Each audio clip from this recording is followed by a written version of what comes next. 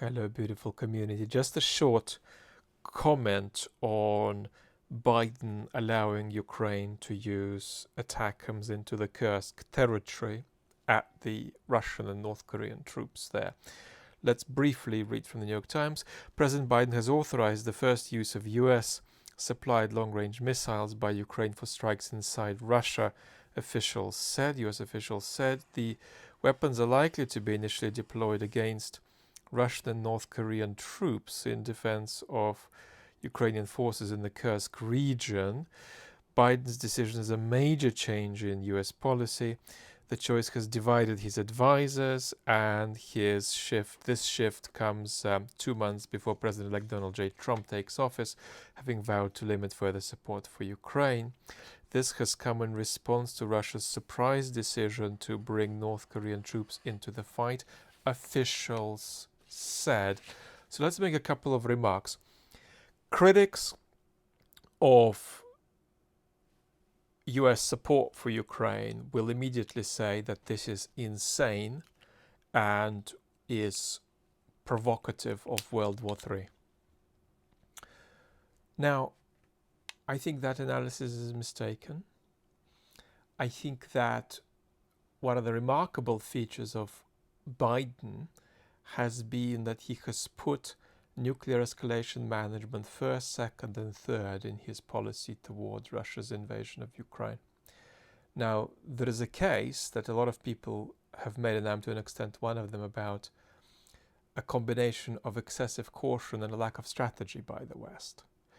But having said this, for our purposes today, what we need to point out is that Biden is one of the most responsible and hyper-conservative leaders the US could have possibly had when it comes to nuclear escalation management. So the idea that this is a reckless decision that puts the world on the edge of World War III, I think is a very mistaken analysis.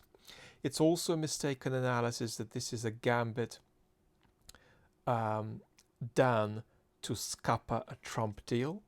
I think that this is cautious, piecemeal, flawed, strategically rather vacant, but very morally serious response to Russia's escalations. Now, I think clearly military experts will talk to you about liberating the restriction further, not just into the Kursk region, but into other targets from which weapons are fired into Ukraine. And I think it is a good question. If you're giving the Kursk permission, isn't the half measure inferior to a fuller measure if you're going to take the half measure anyway? And also, military experts will talk to you about permissions from France and the UK. Certainly the UK leadership is taking the North Korean story in Kursk seriously. That may indicate potentially a forthcoming permission from Keir Starmer about Storm Shadow. Now, what else is there to say? I think that the big political picture really is that this is one more example of a constructive step that is nevertheless devoid, disconnected from a big strategy, and therefore it feels like it's coming in a piecemeal way, and it feels like it's coming too late, like many other permissions.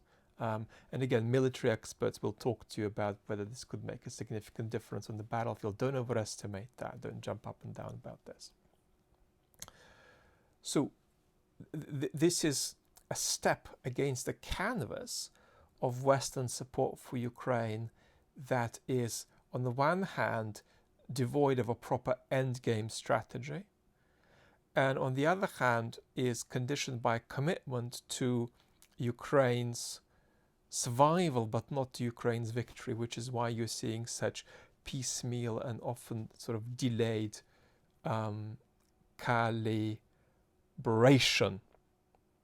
I think that's enough for the moment. Lots of love, and I'll probably be with you tonight, health allowing, for a talk about Putin's power vertical.